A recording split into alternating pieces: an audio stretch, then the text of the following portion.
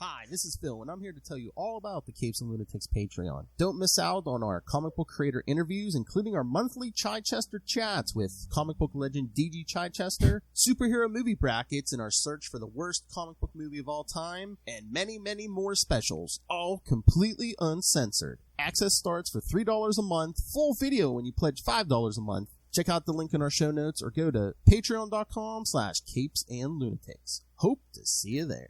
This is Luca Perich, and you're listening to the Capes and Lunatics Sidekicks podcast. Hey, who ordered a nice heaping help side of justice? That would be me. Right here, please. Oh my. Get some! Who ordered a side of justice for the table?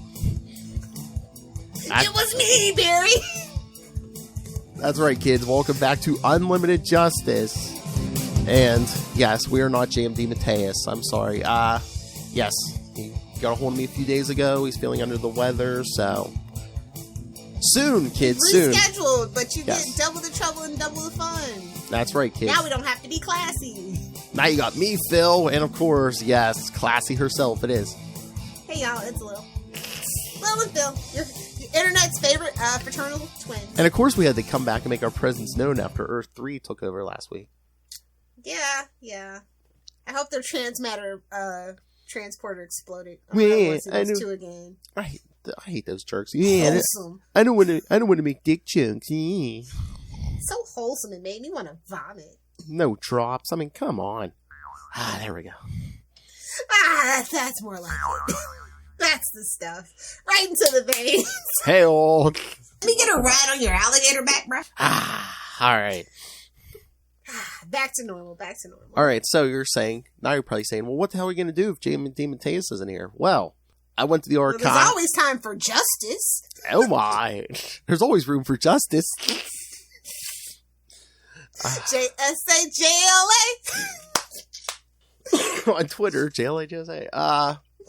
Yeah, so I went to the archive, the list of Lilith's like, we need to do these. Gimme. So, yes. Today we're talking to... I told Phil he could pick his own, but he trusts my judgment. I don't know why on these choices. Well, again, in 2 episodes, I'm forcing you into that crossover with that madman William Allred. Because he, of course, loves Hal Jordan. Of course he does. That's what makes him the madman. Oh, yeah. I, of course, love Hal Jordan. Seems like I'm getting hopefully packaged they're not every invading other their day. orifices. What? Hopefully they're not invading his orifices. Oh, here's the drop, the 2-part drop that. I hope it's going somewhere nice. They aren't even attempting to enter our orifices. The live reads. So I picked and I'm like, hey, we haven't done any JSA in a while, so I picked 2 Secret Origins issues. Ooh. From Lilith's list. Secret Origins number 9 and number 18. So very good choices. Yes. So should we jump in? Let's dive right in, shall we? All right, Secret Origins, Volume 2, number 9, from December 1986, a month that will go down in infamy. All right, so we get 2 stories in this. The first one, for all you Stargirl fans, The Secret Origin of the Star-Spangled Kid in Stripesy. Oh, man, look at that cover. I know. They don't make them like that anymore. So the first story, written by Roy Thomas, penciler Tom Greinberg, inker Mike Gustovich, colorist Carl Gafford, letterer David Cody Weiss, and editor Robert Greenberg. Shout out to the cover artist Tom Greenberg and Pablo Marcos, by the way, too. So, yes, this one at Stellar Studios on the set of a West... And don't forget, it's a Legends crossover, allegedly. Wait, this one? Oh, how the hell was that a Legends crossover? I don't know, but that's what it says on the cover. Because most of this is, Origin. It's flashback. G. Gordon Godfrey shows up in the 40s. Yeah, at Stellar Studios on the set of a Western movie, Skyman and Nucleon were discussing their new superhero names with Brainwave Jr., who was Skyman's nephew. Brainwave Jr. Brainiac's losing his stuff right now somewhere. The Brainiac somewhere going, What the F? It's Brainwave Jr. Nucleon commented that he would always remember Sylvester as the Star-Spangled Kid. Next, Brainwave and Nucleon asked Skyman how old he was when he and Pat Dugan teamed up. Skyman responded that he was in his early teens and said that he remembered the day he met Dugan as if it were yesterday. Okay, I'm sorry, but I mean, Skyman, I mean, it sounds like you're really, It was like a big deal. They crossed the name out and everything. I mean, you would... Everyone loves cocaine. Lucy's diamond in the sky, yes sir. Seriously. Alright, in 1941 in New York City, some Germans were watching an American film encouraging opposition against Nazism, fascism, and Japanese imperialism. Later, the Nazi sympathizers expressed their support for the Nazis and their disdain for America. Well, thank God we don't have any of that anymore. The more things change, the more they stay the same. Damn it, damn it, damn it. Meanwhile, Sylvester, a young boy at the time who bought himself a box seat for himself at the theater. You don't want to know what he did for that money. Whoa! That 1940s money? No. Oh my. Here's a nickel for you, kid. Exactly. You've never lived until Maz has He was given you fit shining boots all day, if you know what I'm saying. Whoa! Polishing those belt buckles? Okay. So yeah, stormed out and returned to his home. When Sylvester returned home, he received a beating from his father, John, due to his overprotectiveness. Whoa. Oh. Ah, yes, a beating because he was overprotective. I'll learn you. Back on the balcony of the theater, Pat Dugan overheard the Nazi sympathizers converse, prompting him to swoop down and attack them. After fighting the Nazis, the police arrived to arrest them. Then Pat picked up a telegram that was carried by one of the Nazis with a message listed below. Later, Sylvester was called back to the theater to give a statement. Sylvester examined the telegram and deduced that it was written in some kind of code. When Sylvester gave his statement to the police, one of the officers said that the Nazis would most likely be released after a light punishment. More things change, more things stay the same. Later, another officer told Pat that he wished that the American flag would come to life and get revenge on the Nazis for insulting their country. Oh boy. Talking about smoking a doobie. After conversing with the police, Pat and Sylvester both had ideas. Sylvester borrowed his father's limousine and Pat used his garage as his hideout. Later, Sylvester... Yeah, because a limo's not inconspicuous at all. No, it's the 40s. All the rich mass men are using their limos, Lil. Green Hornet's somewhere screaming and crying and throwing up right now. Batman, Green Arrow, Green Hornet. Later, Sylvester, wearing a blue suit covered in stripes and red pants, arrived at the main hangar of Flower Field and attacked two Nazi spies. Sylvester referred to himself to the Nazis as the Star-Spangled Kid. Meanwhile, Pat arrived in his car at the airfield. He exited his car and learned that the Star-Spangled Kid had defeated the Nazis and were left for the police. Suddenly, Dugan noticed one of the Nazi spies from the theater sneak out from behind him. Dugan believed that the Star-Spangled Kid was incompetent for failing to capture the Nazi and decided to follow the Nazi himself to Woody Hills Tennis Club. Oh yeah, that's a front, if I ever heard one. Yeah. Tennis Club? Or Penis Club? Whoa! Woody Hills Tennis Club, man. Watch out for that backhand. Hey-oh! The Nazi was meeting up with one of his colleagues, informing him about the Star-Spangled Kid and that he still had the dynamite needed to use on the stadium. Suddenly, Dugan emerged and attacked the Nazis, one of whom mistook him for the Star-Spangled Kid. I'm not Stars, I'm Stripesy, see? Dugan referred to himself as Stripesy and beat up the Nazis. It's like, now you know my name. Call me Alfred. Get this Will Smith on. Oh! That'll be funny for at least another week, so. That's funny right there. If you're listening to this in the future, I'm sorry. Oh my. We're post Oscars 2022. God, I almost said 2021. No, leave him alone. He was between a rock and a Jada place. Hail. Nah, man, this is my place. Yeah. Teach him a lesson, I think. Referred to himself as Stripesy and beat up the Nazis, yeah. Meanwhile, the Star-Spangled Kid heard news of the fight at Woody Hills Tennis Stadium. How are they hearing all this news? Heard about that, Woody. On the radio? Yeah, sir. Please, there's nothing else going on in 1941. Come on. Only a war. It's fine. There's a big rumble, say. And arrived there to learn that Stripesy had defeated the Nazis and turned them into the police. The Star-Spangled Kid thought that Stripesy got the idea of fighting Nazis from him and that he wanted to get hold of him and teach him a lesson. Meanwhile, in a Nazi hideout, some Nazi spies were reporting their failures to their lieutenant. On his radio, the Star-Spangled Kid heard that Nazi agents were attacking Trubert's brewery. Not the brewery! Whoop their asses! Not the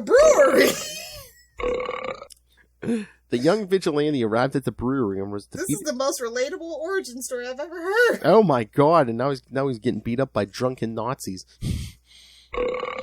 Defeated, who placed him next to Stripesy, who was also defeated. The Nazi spies intended to demolish the brewery, taking the two vigilantes with them. The Nazis left the two vigilantes alone at the brewery, where the two bickered at first. However, the two heroes decided to work together to escape. The two broke a pressure valve on the boiler room and used it to cut the glass to cut them free of the rope that held them. I love how he stands on Stripesy's back, you know. Oh, I guess who's the bottom in the relationship for sure. Hey, I was gonna say, I love how he's like, oh, okay, what else do I have left to lose? Let me get a ride on your alligator back, bro. Yeah, they used the glass to cut the rope that held them. The two escaped to learn that the Star-Spangled Kid's father's car had been stolen by the Nazis. Much to Stripesy's dismay, he drove himself and the younger hero to the 4th of July fireworks display at Central Park Lake. Of course, patriotic, dressed as patriots. What do you think when this takes place? 4th of July, of course. During their trip, born on the 4th of July! Stripesy revealed that his car was an airplane car hybrid that he worked on. We have those now, but I wouldn't trust them. Yeah, especially with you in the car, no. Hey! You're bad luck in cars. When the two heroes arrived, they learned that the Nazis planned to put their dynamite in the fireworks. The two... That's kind of redundant. I mean, it's the same difference. Yeah, I was going to say, it's kind of redundant. They put more dynamite in the fireworks. Okay. We doubled those M80s. I mean, that's just what we do in Florida. Hey, okay. Get her done. The two heroes attacked the Nazis with their fists in the fireworks. The explosions attracted the attention of nearby police officers who arrested the Nazis. Afterwards, the two heroes decided to become partners. They would go on to fight such villains as Dr. Weird, W-E-E-R-D. So cross between Weird and Weed. Oh my god, that's your supervillain name, Dr. Weed. And the Needle. Phallic. And join other superheroes in teams such as the 7 Soldiers of Victory and the All-Star Squadron. The 7 Soldiers of Victory, when you just need for no reason to create a superhero team. Just for the hell of it. And it's like, isn't there like 3 different teams of Soldiers of Victory or whatever? Something like that. The original money grab. Yeah, there's like, I know this one is the first incarnation that they joined, but there's like 2 more, I think. Yeah, with the Shining Which just Knight. makes it even worse. I know.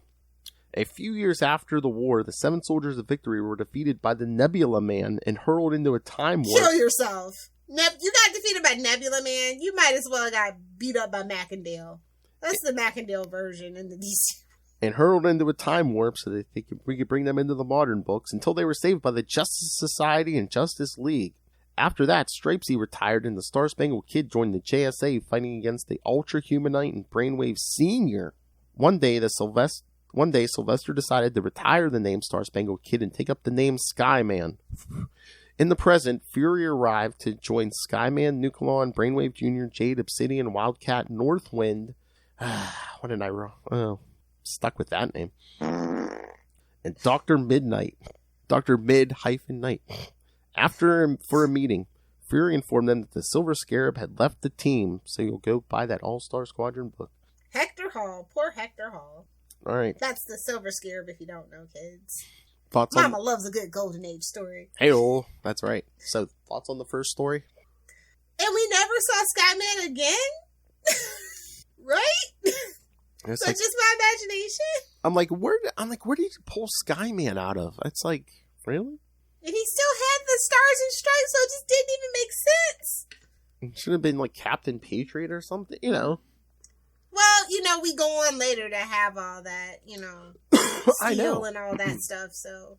But I'm like, Skyman? That's so vague. Yeah, that sounds like one of those knockoff, back in the day, bootleg third-rate comic book characters that were always trying to make fun of DC and Marvel. No, yeah. Skyman! And the only thing, it's not like one of those generic video games. Earth Gal! Fire Lad! That kind of thing. Cup Boy. But again, the only thing missing from this story was like, hey kids, go buy a war bond, see? Yeah. I'm honestly surprised they didn't do that. I mean, if this had originally been written in 1941, it definitely would have been, but...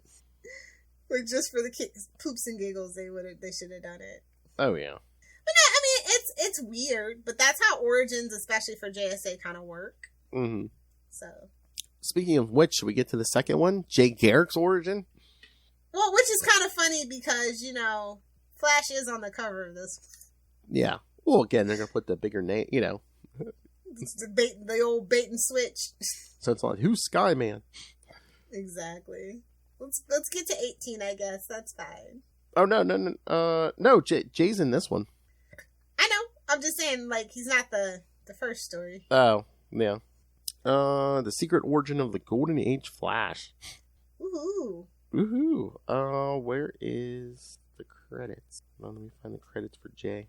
Roy Thomas, again, writer, penciler George Tuska, inker Jerry Acerno, colorist Carl Gafford, letterer David Cody Weiss, and editor Roy Thomas editing himself.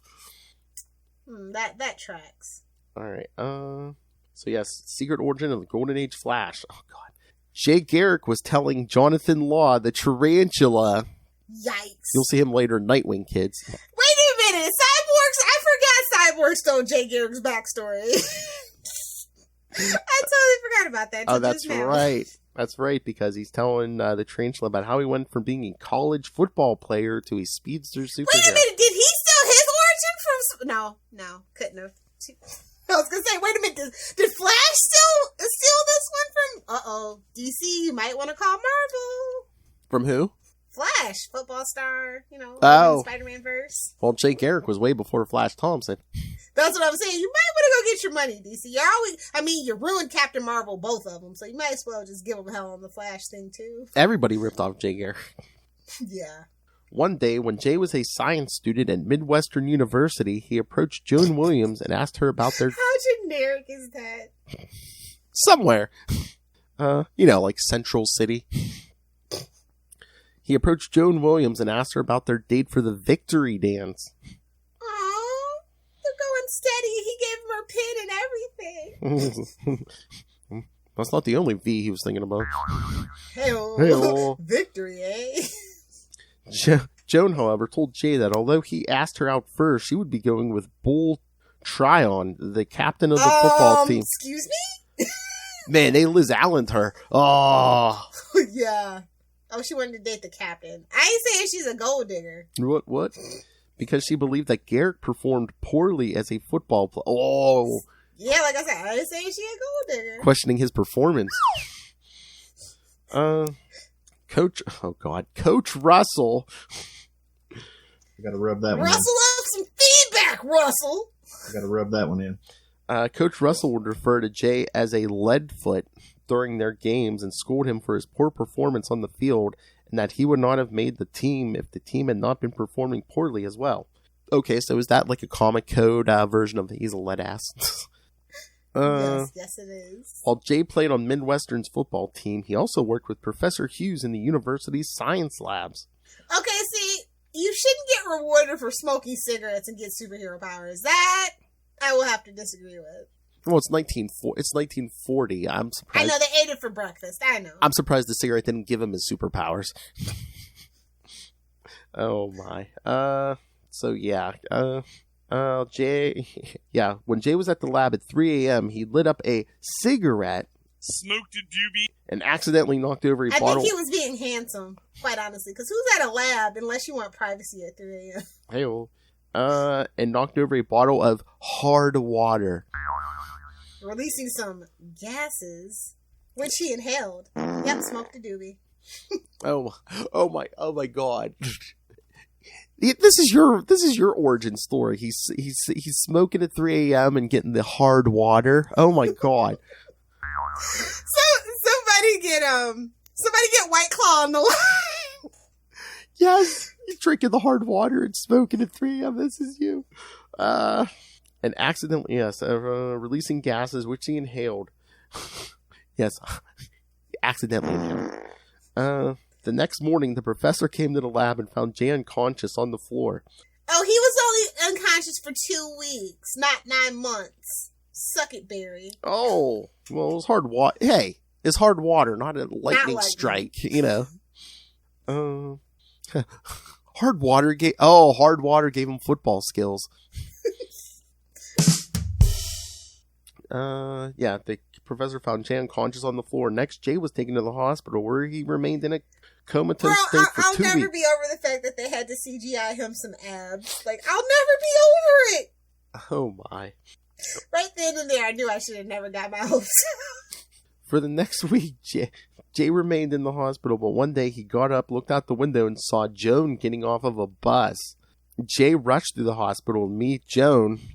Talk about being somebody's lightning rod, am I right, ladies? I told you, V for victory. Man, she raising the dead. Superior puss. I'll allow it this one time on the DC feed without objection. Thank you. Realizing that he had gained superhuman speed abilities, when he arrived to meet Joan, she wondered how he was able to... Whoa! That's not a good thing. Finish the sentence, Philip. She wondered how he was able to come so fast. Come. I'm going to need that as a drop, please. Come. Jay then rushed into the library. That's 23:59. I need that drop. Editing, Phil. Come. Jay then rushed into the library and returned with a copy of Gone with the Wind by Margaret Mitchell. Yes, Gone with the Wind. Ooh, bad taste. Next, Jay explained to Joan that he received superhuman speed. He within 5 minutes. He's trying to get lucky. He don't even care, bro. I know. I'm telling you, superior. He's like, oh yeah, guess what? I got super speed. 5 minutes. She's after. like, yeah. Let's see if you can win a football game. After the accident in the lab 3 weeks prior, and asked her to go to the post-game dance over the weekend. Joan said that she would go to the dance with him only if he played in the game. Ain't said she's a gold digger. During the game, Midwestern was losing by 2 points, and Bull Tryon was injured during the game. Coach Russell, wild like an animal. Realizing Where's the Joker Nuggets? Where's the Joker Nuggets? Where's the hard water? He has to take it like spinach, like Popeye takes spinach. It's so salty. I guess that's where V9 kind of comes from, honestly. But probably. It's so salty. I don't think you're drinking the right thing. Hey, I don't do Twinkies or toaster strudels. I don't do Twinkies or toaster strudels, so. Coach Russell, realizing he had no other choice, ordered Jay to take Tryon's place. Get your head in the game! Much to the dismay of the team. Joan watched the game from the seats as her friend Carol doubted Jay's abilities. Tom, one of Jay's teammates, and another player scoffed at the idea of Jay replacing Tryon. However, when the opposing team's quarterback threw the football, Jay intercepted it and rushed past the other players to the end zone, scoring a touchdown. After the game, Coach Russell said that he looked forward to having Jay help them win the rest of their season. However, Jay decided to quit the team as he believed that he would provide an unfair advantage to them with his powers. That night, Jay was listening to a report on the radio about Britain and France's declaration of war on Nazi Germany. As Jay heard this, he thought that he needed to use his speed to do more than just play football. His speed did last, and Joan kept his secret until they graduated. After graduation, Joan introduced Jay to her father, Major Williams, and told her... Arthur Williams, for those that know, you know. Oh my. And told her friend that she would be going to Washington to assist her father in his bomb site research, much to Jay's disappointment. One evening, Jay was reading the Philadelphia Courier, learning that Philadelphia's crime wave response. Jay decided to become a costume crime fighter using his speed. One day, Jay decided to take a break from being a hero. But he didn't put a face mask on? Okay. He can vibrate, love. You did play football. Even if you were crappy, people kind of knew who you were. You get the vibrating face, and you get the vibrating You face. get a vibrating hand, and you get a vibrating hand. Okay, if you say so. One day, Jay decided to take a break from being a hero. For recreation, Jay decided to secretly play tennis on the Coleman campus. After one of his games, Joan visited Jay and told him that her father had been kidnapped because a group called the Faultless Four kidnapped him for not giving them... Not to be confused with anything. They're fantastic. And kidnapped him for not giving them the secret of his bomb site. Suddenly, a gunman... Wait a minute, has DC been trying to tell us that Fantastic Four is evil this whole time? Or were they like a less popular Sinister Six? Man, Stan loved his groups, man. Fantastic Four, Sinister Six, his alliteration and his numbers. And worst of all, Sinister Six. Excelsior! Tune in. No, actually, worst of all, Fantastic Five. No shade. Tune in to Super Connectivity, kids. We might mention some Sinister Six on more when we talk Morbius. Dodged a bullet. Thank you for moving it one last time, Sony. Thank you for moving it. End credit scenes, that's all I'll say. That's an interesting artistic choice. If by interesting you mean poop. Oh! Alright, so if he hasn't impressed Joan enough, suddenly a gunman attempts to shoot Joan, but before the bullet could hit her, Jay quickly caught it. Took it in the face for her, bro. Oh my! No, I was gonna say love right there. If that's not a panty dropper, I don't know what is, man. You catch a bullet that's gonna hit you, hit her. Come on. I mean, that's almost as sexy as catching an arrow. Almost. Hey, an arrow's bigger. It's harder to catch a bullet. It's small. Who caught a bullet in their teeth? Like, magicians have been catching bullets in their teeth for years at this point, bro. Arrows are sexier. Oh my! Lilith likes them long. Hello. It's no secret. It's always phallic with her. It's always phallic with you, doesn't it? Always. Talking about meat is so natural for Lilith. What? I blame Wattpad and Archive of Our Own. They twisted me as a small child. Talking about meat is so natural for Lilith. I'm a sucker for a guy with a powerful rod. Oh, Sausage King. Yes.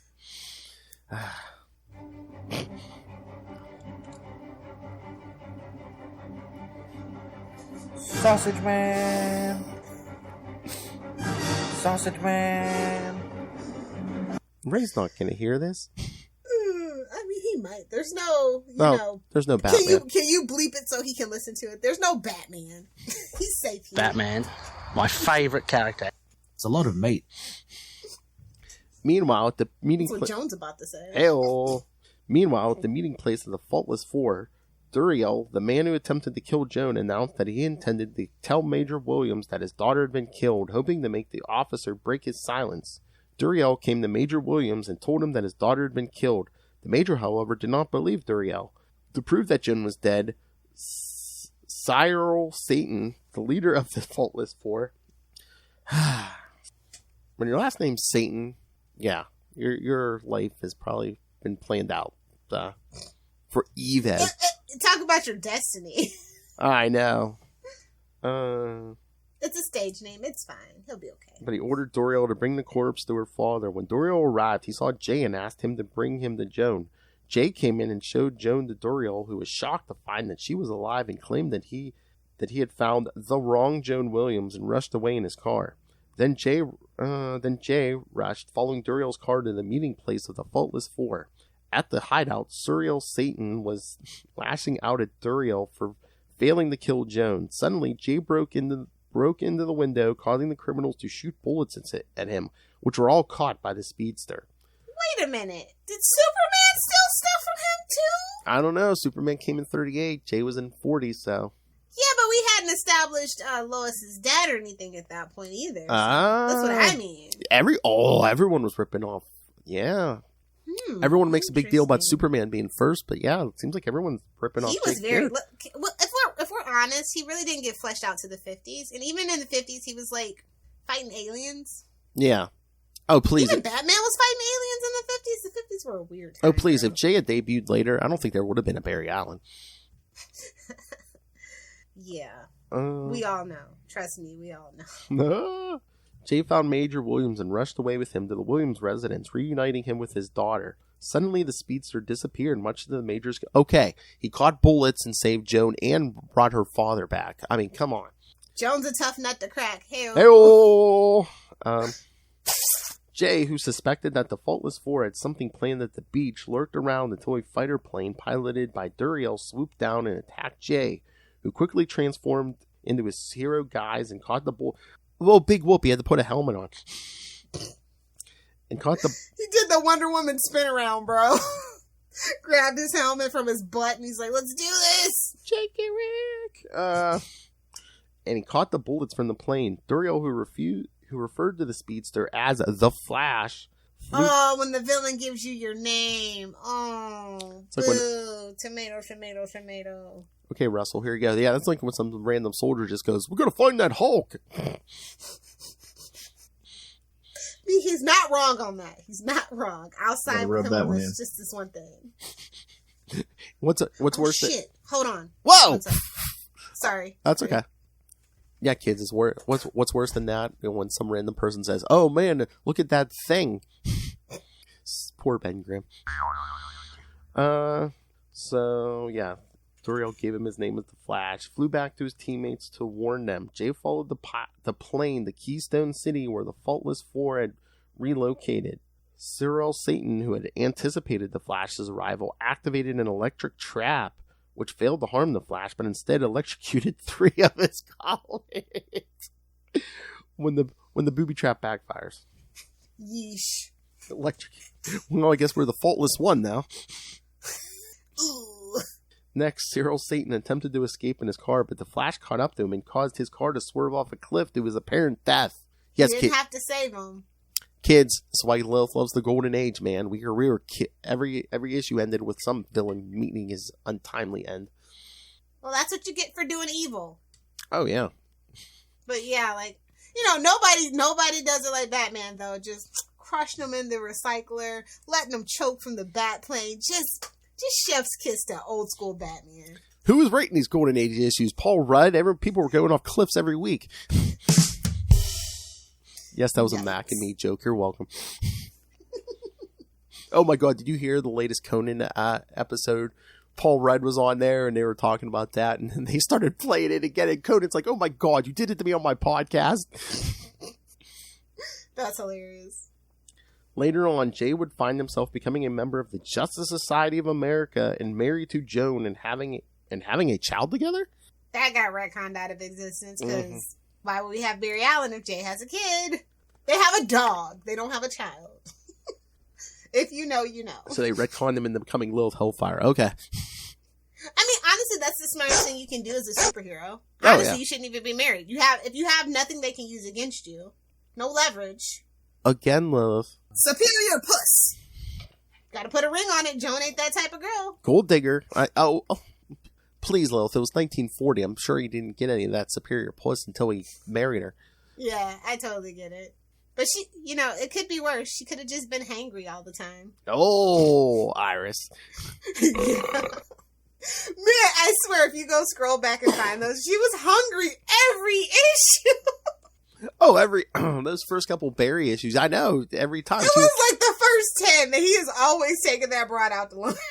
Or she was like, what, you didn't bring me any food? So I thought a way to a man's heart was food through his stomach, but no. Iris West loves food. Pass it on. So I guess 40s you had to put a ring on it, 50s you had to put a ring on it and bring You had to put some meat in it. Ew! I was just going to say put a ring on it and give her a cheeseburger, but... Give her a Snickers. She's not herself. She's hungry. Oh, my. Make it a 2-page ad at the bottom. Talking about meat is so natural for Lilith. I know, you're still not over that Snickers ad. Oh. I'll never be over it. That and the Twix ads, I swear. They threw those Wonder Woman ads in there. Well, that escalated quickly. I mean, nobody read the room, really? Okay. It was New 52. You really think they read the room? Touche, sir. Touche. All right, so what did you think of this one, Love? Superman can go fall off a cliff, but I like the Flash origin. Oh my. So Star Spangled Kid's story is a retcon of his origin in Star Spangled Comics 1. As well as later Which is superior, honestly. Yes, and Flash is also a retcon. Both of the stories in this issue were reprinted in Last Days of the Justice Society of America. Which I have somewhere around here. In which we covered. So the second appearance of Sylvester Pemberton's new superhero identity as Skyman following Infinity Inc. 31. And the flashback appearances of the Earth 2, Green Arrow, and Speedy are anachronistic as they never existed in post-crisis New Earth continuity. Sure. Well, I was like, yeah. Whatever you say, Chief. Oh my. Alright, Where's DC's handbook? Let me go find this. I have like 8 of those damn encyclopedias. Now it all matters. No, that's not gonna work. That's not gonna work.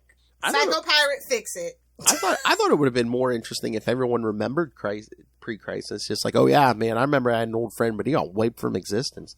Supergirl's like, they fridged me again? Yeah, they'll bring her back as a teenager in a mini skirt and with her in a belly shirt. Honestly, it plays better in animation than it does. Oh yeah, in live action and comic books. So. Yeah, but I'll never get over Supergirl wearing tights. Sorry, Melissa. I love you like a sister, but I never got over that at that point. Well, I think it was just such a big. She started with the skirt and then she went with the full suit. I mean, if she had started with the full suit, she only went with the suit because Captain Marvel. Like, we're just going to be honest about that. Oh, really? Right? If you know, you know. Yeah, pretty much confirmed it. Well, so. I mean, aren't you the one who's always saying never go full Brie Larson? And no shade to her. Everybody's entitled to their own opinions, but sometimes celebrities just need to shut the hell up. That's what I say. It's like you're a celebrity. Come on, Monica Rambeau, save the Captain Marvel franchise. If you're a celebrity, or even if you have your own business, no one should know what your politics are or your, a lot of your thoughts. It's just shut up and look pretty. Just be a Esser. Just be a Charlie Esser. Be glad to be there. Oh my! He says it all the time. Don't at me. He's not gonna hear this. It's DC. I'm that kind of freak. Although, if I say ambush bug, maybe he will. We're doing me now. We're doing me now. Oh, he loves ambush bug. It's enjoyable. I know, so say it 3 times. It's enjoyable, and somehow I got pregnant. Whoa! I'm uncancelable. That is my favorite drop. I know. Oh no, you mean it's not. Give your wife something. That was when we were doing the Blue Chew. Yes. That was perfect, but since we're not pursuing sponsors at the moment. Sorry to make you listen to all this, Lilith. Alright, so you want to get to Secret Origins 18? Let's do it. Alright, September 1987. Got Alan Scott this time, and the Creeper. The Creeper! It's so funny, because this one, they have a synopsis for Alan Scott's story, but they don't have one for the Creeper. No way! Yeah. Well, that's a bummer.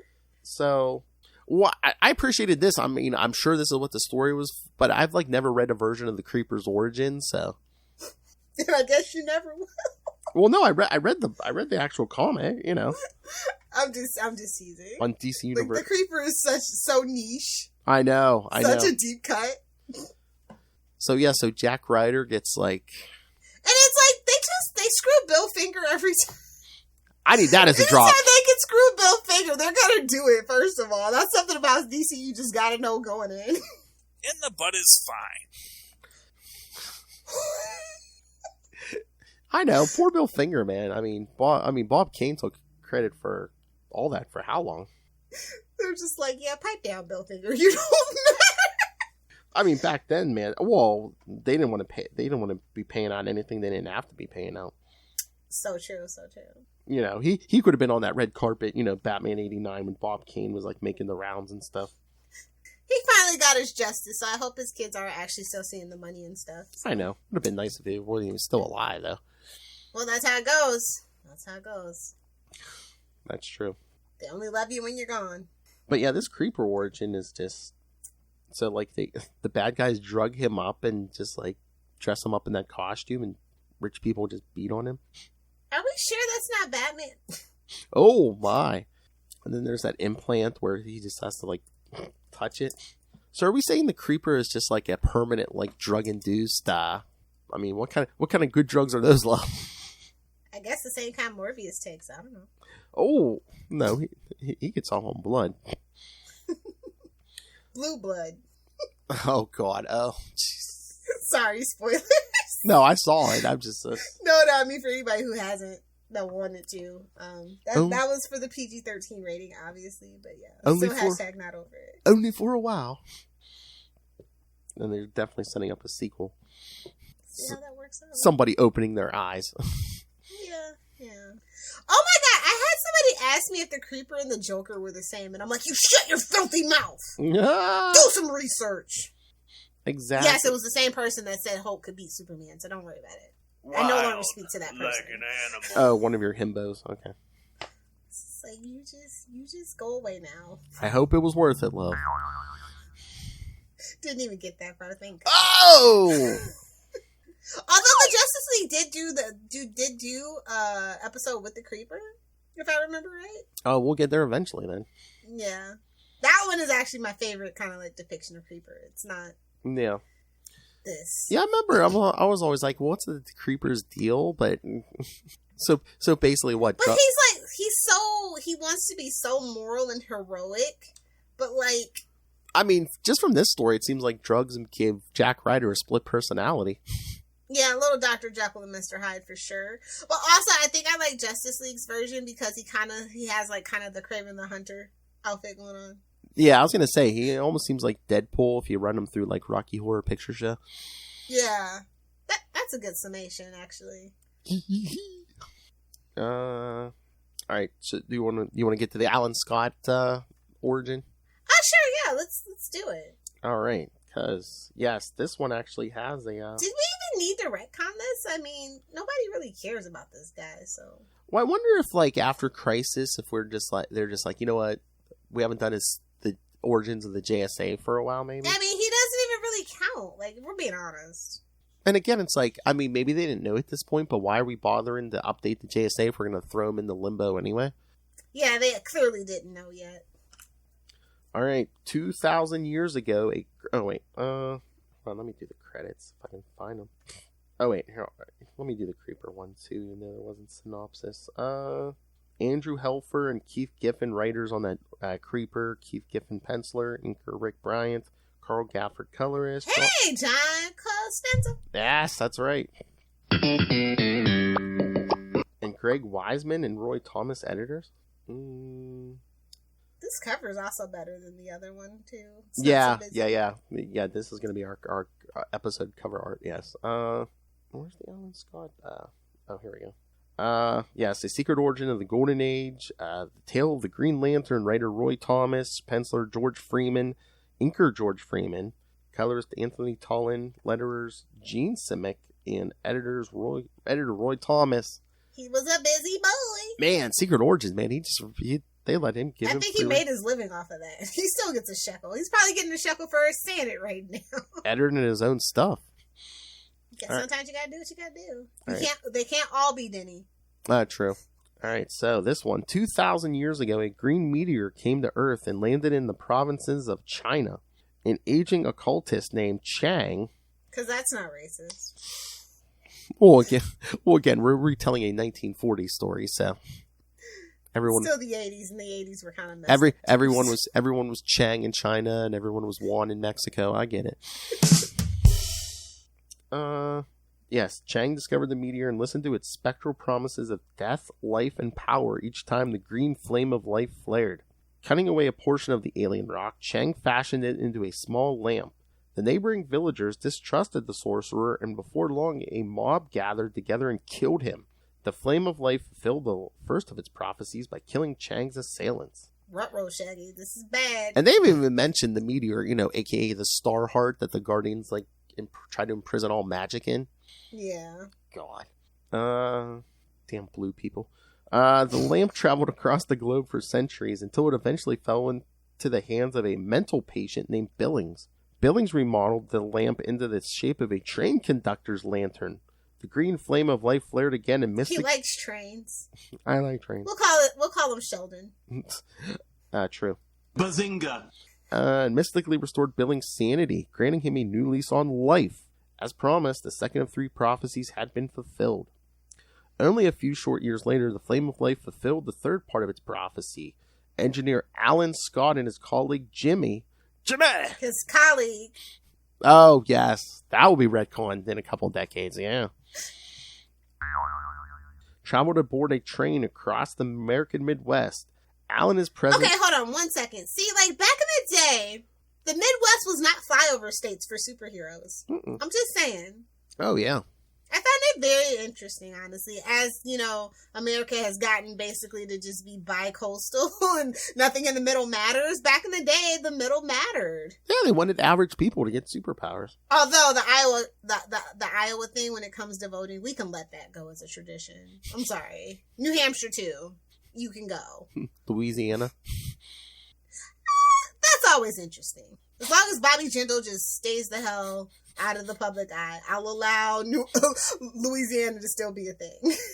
And there's those states you never hear anything about, like North Dakota, South Dakota.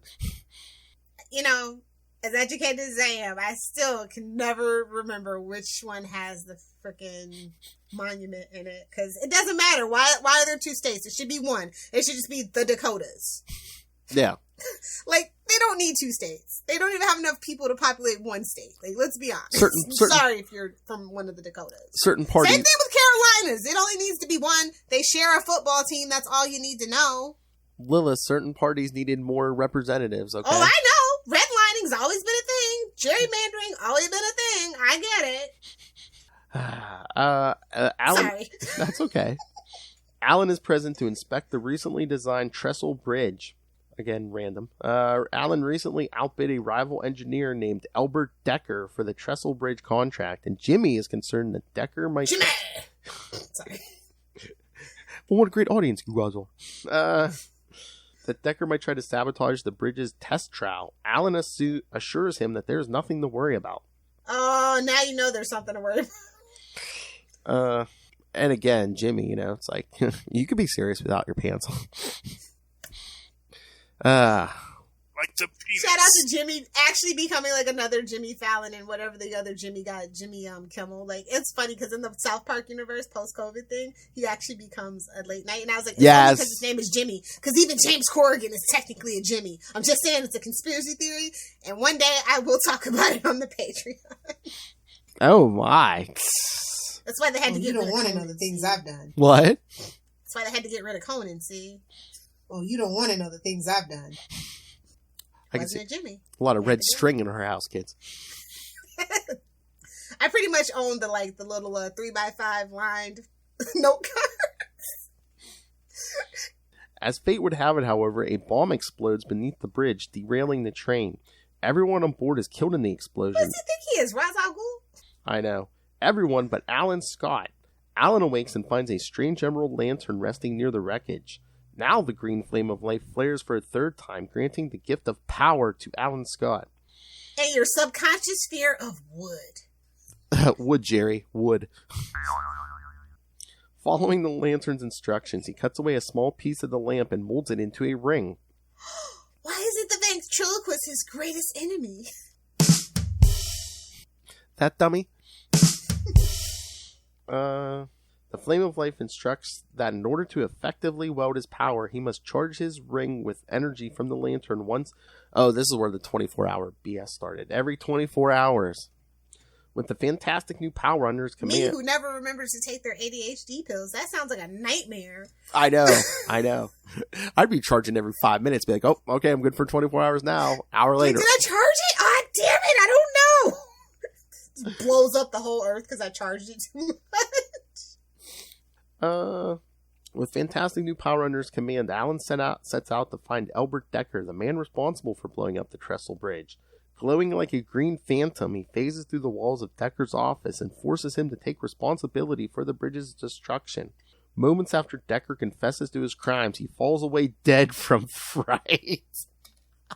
Well, now. Man, that was a twist I bet you didn't see coming. All I gotta say is, man, Undertakers, man, they were making a good living in the 40s. Undertakers and porn stars, man. Everyone was dealing with stiffs. Hey-o! Alan decides to use his newfound powers and tools to fight crime as a man of mystery. He becomes the Green Lantern. Oh, you just gave me a flashback to Mystery Men. Ugh. Yes. Ugh. Hey now, you're an all-star. That is reserved for Shrek, first of all. You uncultured heathen. You wonder why I'm so... Never mind, I'm not going to say it. Alright, honing his newfound powers, Alan soon embarks upon another adventure. He attends the New York World's Fair. At the Cafe Condor, he sees a young woman preparing to shoot a man sitting at another table. Alan disarms her and takes her outside. The woman introduces herself as Irene Miller.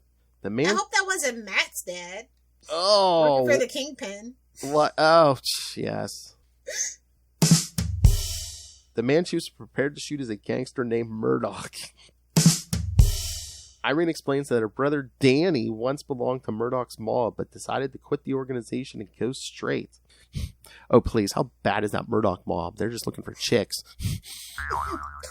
Chicks, man. It's the 40s. We can still call them chicks. But decided to quit the mob and go straight. Murdoch was resentful of Danny's decision, so he framed him for a drunken driving accident, which resulted in... Dr. Strange, is that you? Oh! Jeez, what is going on here? Which resulted in the death of a pedestrian. What is this, a Lilith Hellfire? Like they cared, I'm just saying. What is this, a Lilith Hellfire day that resulted in the death of a pedestrian? Number one, Phil. I know. Alan tells Irene that he knows a friend who might be able to exonerate her brother. Alan charges his ring and changes in the Green Lantern. He first stops at the state prison and finds Danny Miller to get his side of the story. He tells Danny that he will bring Murdoch to justice and clear his name. Later, Murdoch's thugs stage a riot at the fairgrounds, distracting some police officers, enabling some of his other goons the chance to rob the proceeds from the Hall of Music. Green Lantern arrives and chases after the thugs as they make their getaway. He causes their vehicle to crash, then interrogates one of the thugs. Again, Lilith.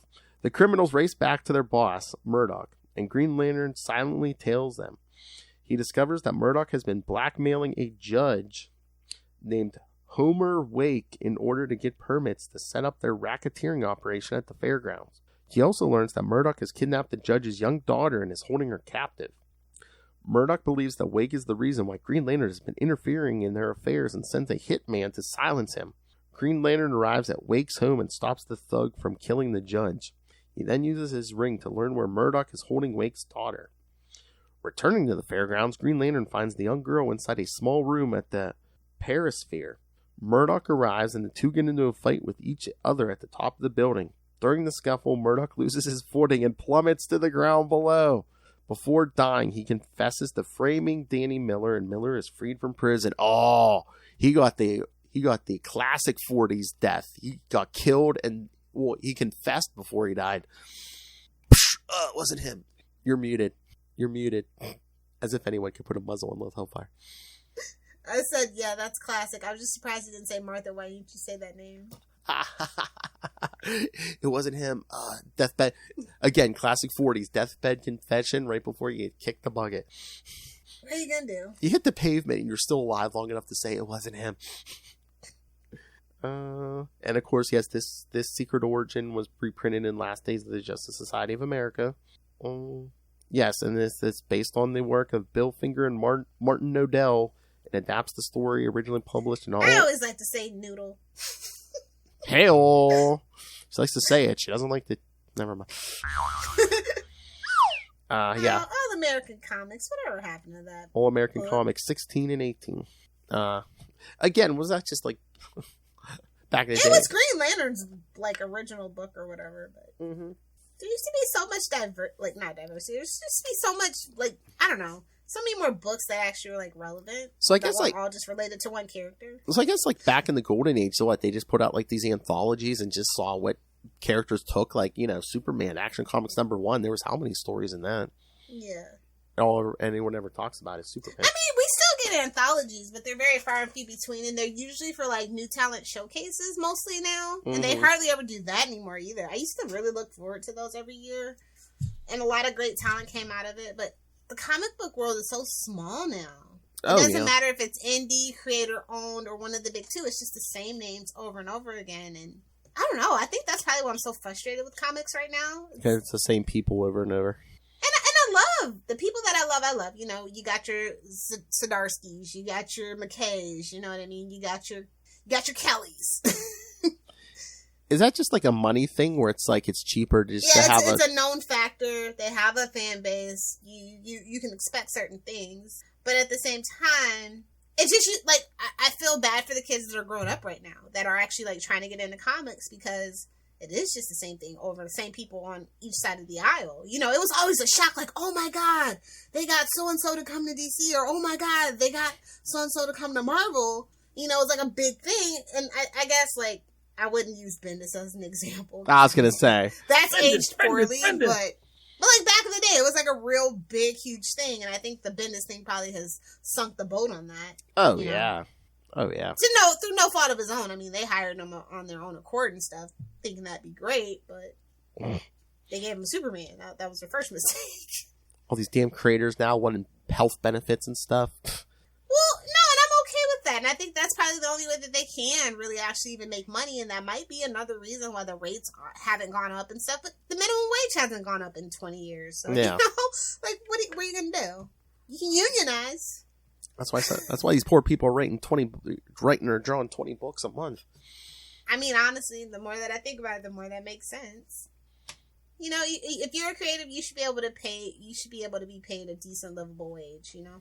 Oh, yeah, especially, I mean, the popularity of some of these characters now. And that's why I'm okay with, like, creator-owned and stuff. Like, that is definitely, you make your bones on the big two, and then you go off and do your own thing. And that's just kind of the cycle we're in right now. But I miss when, like, I don't think there'll ever be another big splash, like, Image Comics. Yeah. Things like that, you know what I mean? Well, there's just so much. Those days are over. There's just so much choice now. So much. Yeah, because before it was either Marvel or DC, and like, those little, if you happen to know where to look for like the little indie comics and stuff. But yeah. Most had that and Archie's. Yeah, I had no access to anything except Marvel or DC, and then it was like, hey, here's a third choice, kids. You know, you kids should be reading alternative comics. One day, Phil will get off his butt and make it happen. Oh, talk to the creatives. You know, I love supporting a good indie company. That's right. And it's not like we'll ever get freaking McFarlane, so. No, I wish. Controversial. Is he? I don't know.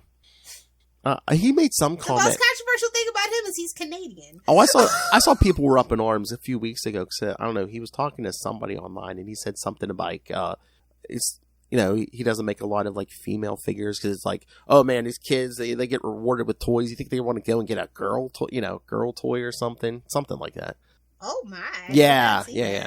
Meanwhile, all those damn anime statues of like Supergirl and Wonder Woman, people have it off too. You know, hey, whatever. I was gonna say, I think he's missing the boat that there. That one Harley Quinn bust is like $500. I'm just saying, people are into it. Oh my god! If you just have to find the right market. Oh my god! Can you imagine if they made like a Power Girl statue out of like actuals like silicone or something? They won't do it because they know. Oh, they know, but they already know the leches that would enjoy that a little too much. Oh, okay. They know that we know, but they don't want us to know that they know. I'm sure some Japanese businessman has already commissioned one. I'm sure there's a real doll floating around out there somewhere. Oh yeah, I'm sure if I looked on Pornhub long enough, I'd find it. Power Girl real doll. Oh my god. Hold on. Let me just... Oh my god. Where's my incognito browser? Let me switch to the server farm. Exactly. Let's activate VPN and go. Okay, continue, Phil. I'll let you know if I find anything. All right. Well, here, you want me to lay down the homework? So... Yes, give the kids their homework. All right. We're not going to have time to get feedback in, kids. But yes, next time we'll be covering... Secret Origins 31, the secret origin of the entire Justice Society, and JLA Secret Files and Origins #1, which will give you kind of the super secret origin of the JLA, because in 2 weeks, come back here for part 1 of a 2-part crossover with Sector 2814, the Green Lantern podcast. We'll be doing JLA 1 and 2 here, and then the next day on Sector 2814, you'll hear JLA 3 and 4. So yes, kids, both episodes, you'll get me, you'll get Lilith, and that madman himself, Mr. Will Allred. I, of course, love Hal Jordan. But Hal Jordan's not in the story. Okay, hate to break it to you, yet there is a Power Girl sex doll. I knew there had to have been one. I knew it. Although she's only a C cup, so I don't know. Maybe you got to pay. Maybe you got to pay for upgrades. Yeah, you got to. I think that's the base model is C cup. I don't think I've ever seen like anything lower than a C cup. Oh my! Oh please, if you're that much of a freak, are you going to pay for a doll with less than a C cup? Come on. I don't know. No kink shaming. Everybody likes something different. That's true. That's true. I'm that kind of freak. Poor Charlie. Oh my god. Well, that's what you get for not listening to the other podcast, Charlie. That's right. You should listen to this side of the street too, Charlie Esser. Come on. Oh wait, ambush bug, ambush bug, ambush bug. Let me hold the list. Oh, we've said it 6 times. He's definitely going to hear this some way, somehow. It's like Candyman. We're doing me now? All right. So, anything else? I gave the homework, so. No. But yes. We're all set. Yeah, kids, in 2 episodes, yeah, crossover, Lil, me, and Will. I promise to be on my worst behavior. Yes. Be great if I can drag Matt Conan here too, but I don't know if he's ready yet. Oh, we miss Kona. I do miss Kona. Me and Will every week we're like, man, we miss Kona. Suck it, Miller. Do a Picard podcast. Rope him back in. Suck it, Miller. Oh, he was like, he's behind on a bunch of the Marvel stuff, but he's like, I saw Spider-Man No Way Home, and I guess he watched the first episode of Moon Knight. Oh, well, if you, scroll up, probably, I think. Oh, yeah. Capes 253? No, I think it's 255, Lilith. Come on. 255? Oh, my God. That's right, kids. Well, we kind of recorded out of order a little bit, so. Yeah, so 255, kids. We'll be talking the first episode of Moon Knight, and, we're on the road to 269. Hey-o. Get ready, Lilith. All right, so, yeah, send your... I think we're going to talk about Supergirl sex dolls. I think that'll be the topic. Oh, nice. Who wants a test drive? Maz Yin? Only $2,500. That's pretty cheap. Oh my! Lilith has one in the back. Again, that's the base model. So. Lilith has the Joe Manganiello one in the back room. Come on. Joe Manganiello can get it. Back to Google I go. All right, Joe Manganiello or Chris Evans? Oh, there has to be a Chris Evans one. I have no doubt. No, I'm saying personal choice. Which one would you get? Joe Manganiello. I'm not really into blondes. Oh, I'm sure you can get. Oh, please, I'm sure for paying that much, you can get a different hair color. Joe Manganiello can get it. All right, kids. So yes, send your thoughts and pretty much everything we talked about. Anything goes. Hey-o. As you found out, email us CapesandLunatics@gmail.com or call the voicemail 614-382-2737. That's 614-38-CAPES. And remember, you can follow Unlimited Justice on Facebook, on Twitter. That's right. Join the Justice League, Justice Society fan group on Facebook. Find links to all the various social medias for all the many shows we do. Again, go to the YouTube channel. Every episode gets a video, whether it's a regular episode or creator interview. Everything gets a video. And so never miss an episode. Go smash that subscribe button. Smash it. Smash it. Hey. Are you talking to us or that Joe Manganiello love doll? Mind your business. And, of course, most important, go, if you can, please subscribe to the Patreon. $3 to $5 gets you early access to creator interviews, including Mr. DG Chichester every month. I got the good mic out for you guys. And Chichester chats. The worst superhero movie brackets of all time. We will find the worst superhero movie. What's the next matchup? Chris and I were talking. We were saying, since we did all the Marvels, should we pit the 3 Marvel finalists against each other? Yeah, I think that's how it's going to go. And then maybe we'll move to DC. So, oh man, we can't even announce if we want people to subscribe. We can't even say who the Marvel semi-finalists are, right? Right, we can't. So, but just know, yeah, the 3 will go head to head, kids. All right, so.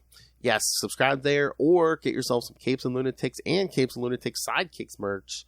Because, come on, kids. Love dolls don't buy themselves. Come on. Give Lilith the gift of, Give Lilith the gift of love. Give Lilith the gift of safe love. I don't do Twinkies or toaster strudels. So. You find everything at Linktree, linktr.ee/CapesandLunatics. All right, Lilith Hellfire, #1 fan of artificial love. Where can people find you? If you nerds want to hang out with me on the interwebs and see just how it's not safe for work, so just know that. At Lilith Hellfire on Twitter, at Lilith Hellfire69 on Instagram, and obviously at Lilith Hellfire69 over on the TikTok. But I actually don't have a spicy FYP, so it's pretty generic. Either do the 6 or do the 9. Do them both! Hey-oh! Don't pull it out unless you're going to use it. That's true for guns and penises. And love dolls. Well, you have to clean it out. You have to pull it out to clean it out, too, so, you know. Hey-oh, dishwasher If set. you know, you know! I thought this was going to be the classy show. Thank you for joining us, everyone. Next week, Secret Origins. It's out of my system, so when we finally do get a guest, that's me. Secret Origins. Serious actor. Oh, thank God JMD fans wasn't here this week. All right, Secret Origins 31 and JLA Secret Files and Origins #1 next week, and then in 2 weeks, that big crossover. The first arc of JLA, New World Order. We're talking about wrestling? And it'll chock full of Batman. But until then, come back for some justice. Unlimited justice. Get some. Please drive through. Outrageous. Please drive through.